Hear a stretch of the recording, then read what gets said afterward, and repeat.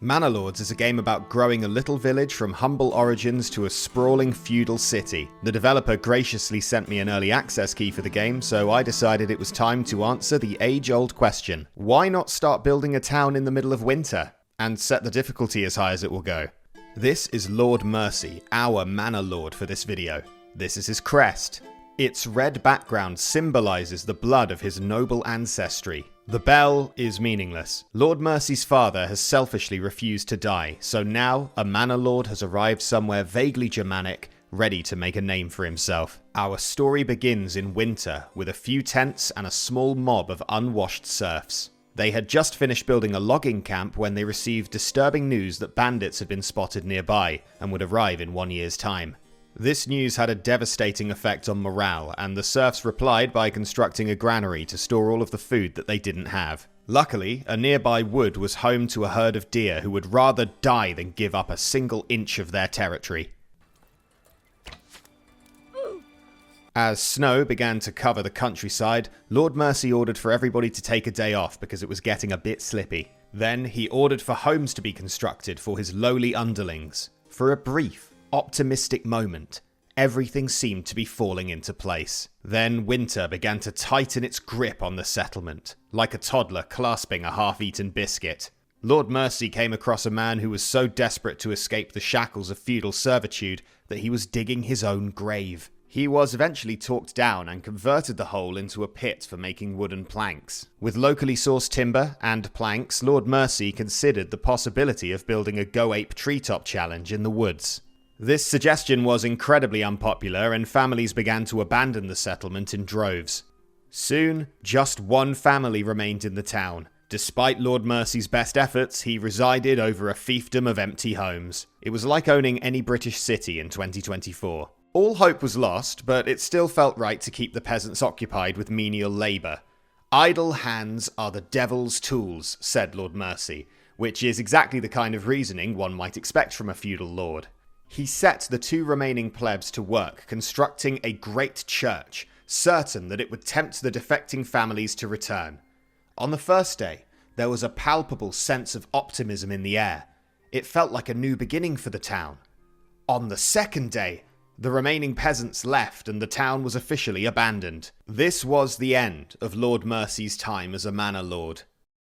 Until the following December, when he arrived somewhere vaguely Germanic, ready to make a name for himself. This time, he had added an additional bell to his crest. The second bell symbolized new beginnings. The first bell was meaningless. Once the peasants had finished pitching their tents, they received a letter with news that bandits had been spotted nearby and would arrive in 1 year's time. Sadly, they couldn't read, and Lord Mercy pretended that he couldn't either. Let's all take a moment here to appreciate how scenic everything looks. Look at this. Stunning. The local deer population wondered why some tents had appeared near their home. They weren't sure whether to meet the humans or to hide from them, which is funny because they ended up being used for both. Soon the village had a logging camp and a separate, smaller camp for gathering firewood. Lumberjacks and firewood collectors must be kept apart in order to foster animosity. Otherwise they start unionizing. Lord Mercy envisaged a prosperous future full of commerce and excess, so he ordered for the construction of a trading post. Unfortunately, Lord Mercy didn't assign anyone to the trading post or set up any trade routes, because he didn't know how to do that yet. He imagined someone would figure it out eventually. The winter snows were punctual, just like me at any social event. Many villagers suffered from a bad case of the sniffles, including this man who was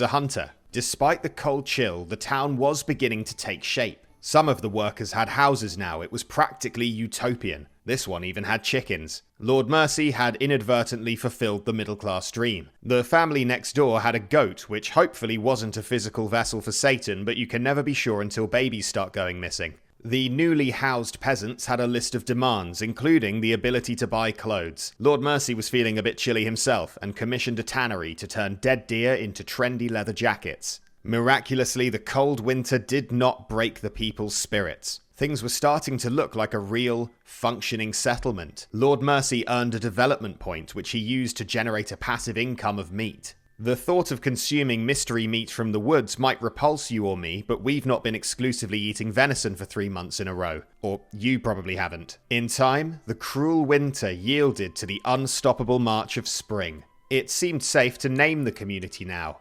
Mercy's Hope. It would be a monument to the power of feudalism. As the snow melted away, it became increasingly plausible that God might exist, so it was time to play it safe and get a church started. It was the kind of event that can bring an entire community together, like season 15 of The Apprentice. The spire brought the town metaphorically closer to the heavens and served as a symbol of the resilience and tenacity of the small hamlet of Mercy's Hope. Look at this place. I want to live there. Slap a big Tesco 10 minutes down the road and we are in business.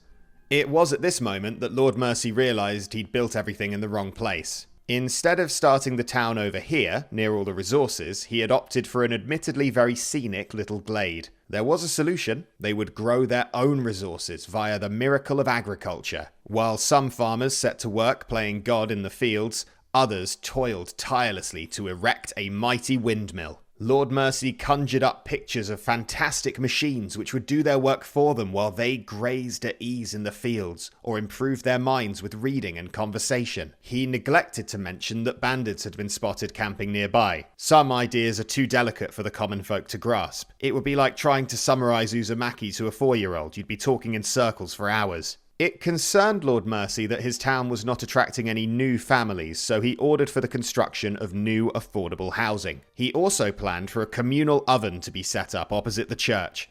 The smell of fresh bread would make the new properties more appealing to buyers, while also providing a second course to anyone who hadn't filled up on the body of Christ.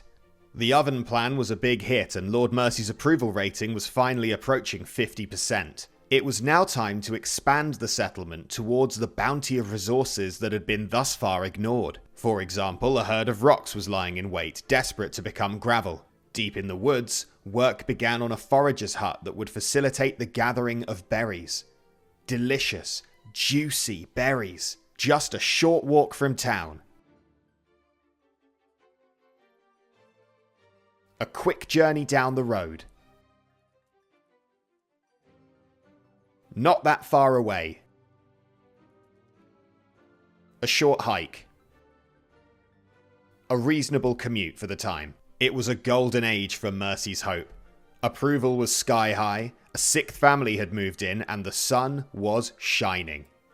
Everything was great. In September, it was time to harvest the wheat. The blades of the windmill slowly turned in the breeze, signifying that wheat was somehow being transformed into flour within its enigmatic walls.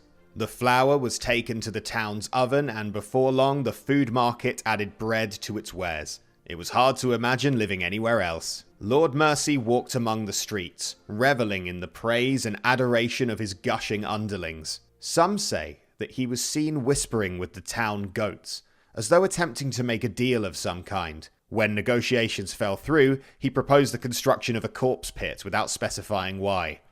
As December drew near, the villagers could not have foreseen the danger that drew closer.